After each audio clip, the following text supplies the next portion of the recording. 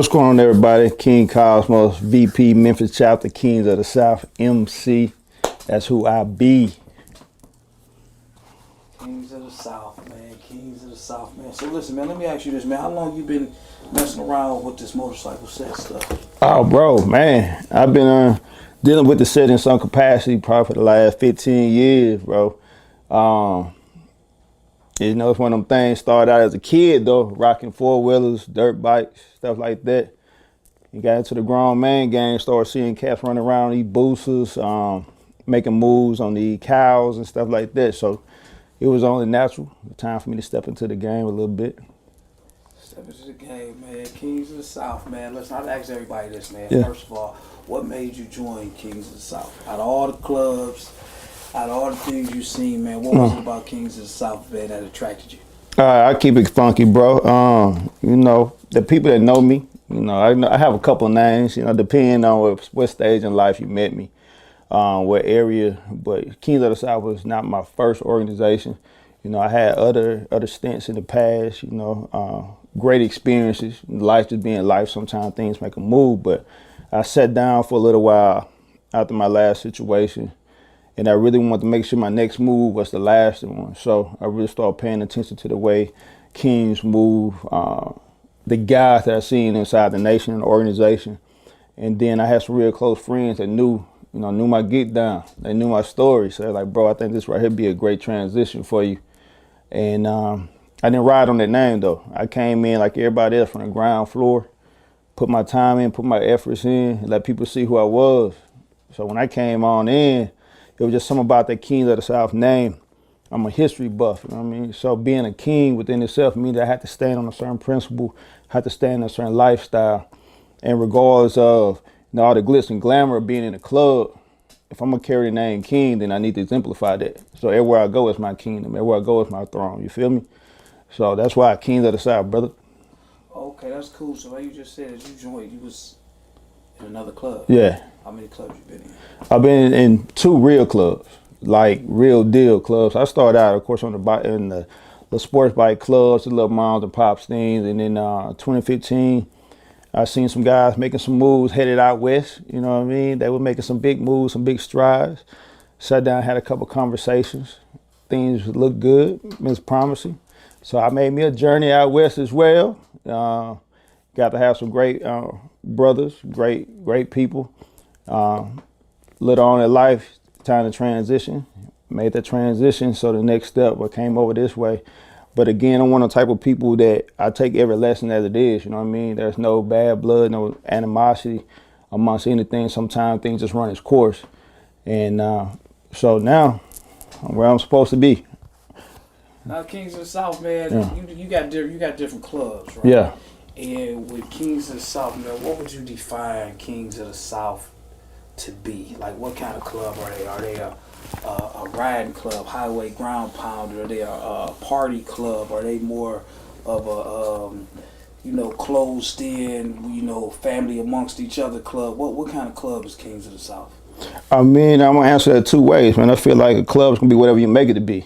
If you're a no count member, then your club can be no count for you, and that's gonna be your experience. But if you one that's coming into your organization, it's about working and forever being a prospect, meaning that you forever learning, then Kingz of the South is everything you need to be. All the stuff you mentioned. Like, you gotta be on that iron. You gotta support your brothers. You gotta be a person that can be reliable and call on. So for me, it's everything I need to be. But I will also say this, I have a saying, man, being in the club don't make you my brother. It's a relationship we establish. Anybody can be a member of a club or any type of organization. But in order for you to call me your brother, you got to exemplify brotherhood by your actions, by showing me that sacrifice. And I see that over here. There's nowhere I can go within my nation that I don't get love. I mean, genuine love, genuine respect. Now, you got a saying that's going around on the internet, man. They say relationships are built on the highway, not the clubhouse, man. Yeah. How do you define a lot of the relationships that you built amongst different people outside of just the club by being on the bike set? The exact same way. I'm a firm believer that I can come to your event, spend a couple of dollars and support whatever it is you got going on, right? That's cool. But it's an entirely different situation if I pull up in your city and say, hey, my brother, sit down and break bread. Let's talk. Let me get to know you one-on-one as a person. See, now I'm going to have love for the man that sit inside the vest. You feel me? And I think that a lot of us fail to realize that you have a lot of people that confuse popularity with respect. They are not one and the same, even though they may operate in the same room sometimes. But popularity fade. You might be the hot dude or the hot organization today, and tomorrow we don't give a shit about you. But if you earn my respect, it don't matter what's going on. I'm going to always hold you accountable. I'm going to always hold you up. So for me, it's more than just getting on the bike. You got to spend that time on that bike. You got to spend time with that conversation. You got to make a conscious effort. If not, then you spending your money and you can really save it. Man, it costs to do this life. No, now you say it costs, man. This is something that I always tell people as well. Being a biker is not cheap, man. We got a lot of different types of motorcycle clubs out here, and no matter how you look at it, it's not cheap being a biker, man. Based off of your experience, man, let's talk about your expenses and how expensive it is being a biker.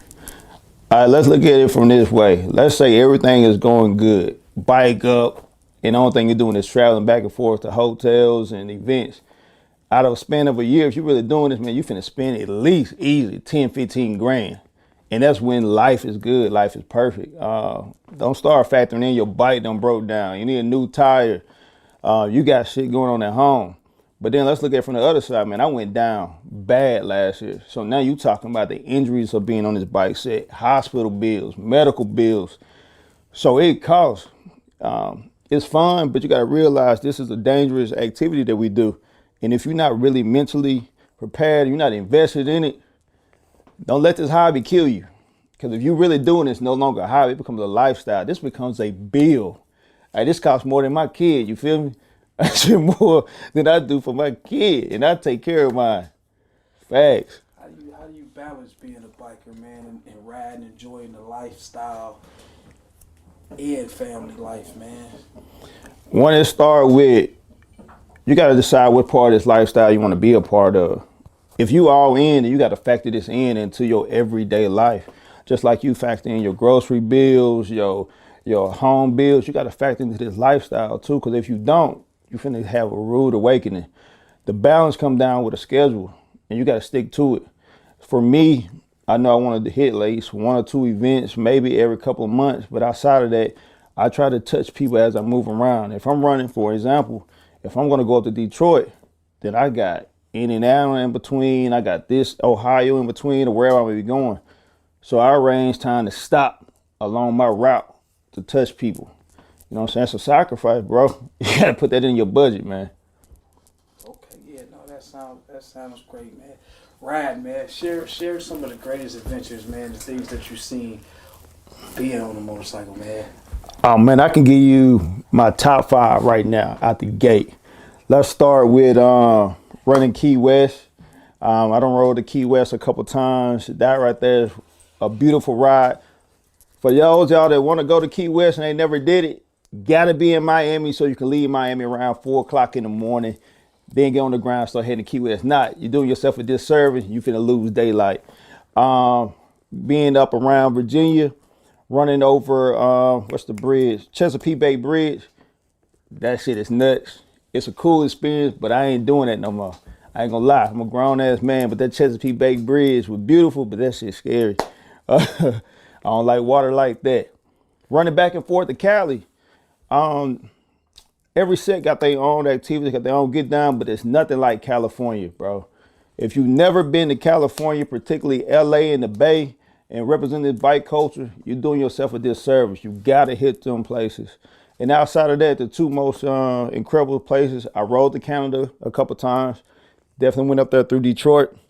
And I used to live in Europe, so rode all over Europe before. Those experiential things you can't get, just running back and forth to events. So those are mine. Man, on the bike set, man, let's talk about the bike set. Okay, let's get to it. This is some stuff I want to talk about, man. What do you think a few of the biggest lies is, man, on the bike set, man? Meaning what we hear on the set, man. Oh, man. Man, let's talk about some of these lies, man. Okay. That's going on out here on the Hey, bike hold set, on. man. Let me pop my shit, bro. One of the biggest lies, one of the biggest misconceptions is all bikers are hoes, bro. All bikers are hoes. Listen now, don't get me wrong. There's some people that definitely enjoy life the way they want to, but this misconception that that's all that this is about is a lie. You got a lot of guys, man, that have great relationships with women, women that have great relationship with men, and it's never crossed those type of lines. The other one is that we all stupid and throwing our money away. You don't know a person's background or story if you don't talk to them. Like, see, I'm tatted everywhere, bro. You know what I mean? I got tattoos everywhere. And people always tell me, man, this dude probably selling drugs. He probably doing this, but they'll never know what I do for a living. And if you want to know, you got to reach out to your boy and find out. I ain't just going to get that to you. But your boy educated, that's a hint. And the other one is that all dudes got their bikes and their girls now, you know what I'm saying? Some do. Hey, some do. But hey, as long as you rocking your bike, man, you can ride it. I think, man, we get too involved in the personal business of people instead of learning to have a personal relationship with people. It's too much drama and nonsense when it don't have to be. And a lot of times it's some people that's not moving around that's stirring up the most shit. That is my opinion. That's true, man. Listen, man, on the bike set, man, coming across so many different people, man, looking at them from the outside, man, what was one of those deep stories, man, that you heard from a guy and you never thought that this guy was like however he was, you know, looking at a guy from the outside and actually having a conversation, good or bad? There was a guy, and I'm gonna say the club name because of who the guy was, man. And this dude really was impactful to a lot of us. It was a guy from Rare Breed by the name of Cold Blue. This dude had one of the coldest road kings ever, bro. But we seen this dude moving around with his camera, taking pictures at all these different type of events. We used to see him out on the set, but nobody really knew who he was, right? And then when he actually joined his organization, man, joined Rare Breed, man, we found this dude was a heart surgeon, bro. Like, I ain't talking about just a doctor. Like, this dude was a world-renowned heart surgeon, and he would give you the shirt off his back. It was guys like that that showed me that you can be in this world and still maintain a reality of what it is too. He was just a solid dude. And I have also been around people, man, that would call you your brother and say they love you, and as soon as you walk away, and them boys try to do you in. So I don't see both spectrums, you know, in this bike life. But the thing that keeps me around and keeps me conscious, I knew who I was when I came into these organizations, and I knew why. I'm a student. I'm a student of the culture. And regardless of how people may feel, I really don't give a damn. I can only be authentic to me. I love this. I love being out here. I love traveling. It's my peace. It's my therapy, bro. What kind of bike you ride, man? All right, so I'm gonna do y'all like this because see, my man Lavish is sitting up here recording, so I'm trying to figure out if I really want to do this. So I'm gonna give y'all this history. So your boy been rolling road glides, street glides. The bike everybody used to see me on was a 2015 Road Glide. Everything done good. And of course, you know the story. June, I get hit. Girl ran a red light, take me out. Black Beauty is gone. So everybody been trying to figure out what I'm pushing now. I can't even do it, man. I can't even tell y'all. Just stay tuned because we got a good... I got somebody on camera. We ain't gonna let y'all know that he know what the play is. We got a reveal. Just know your boy... You know what I'm saying? I told y'all I'm gonna be traveling, so I got something for y'all to see. Is it a Harley? Oh, nothing less, man. What you mean? Nothing less. You know, you kind of scared me. Hey, hold on. It's Indiana. No, sir. No, sir. HD or nothing, man. HD or nothing. And if we're gonna keep it a thou wow, it ain't by itself. That's all we're gonna say. Y'all will see them people soon. You feel me? Yeah. King of the South, Memphis, man. What trips y'all got planned for this year, man? Oh, 2024, man. 2024. Well, we got some major moves coming up in 24.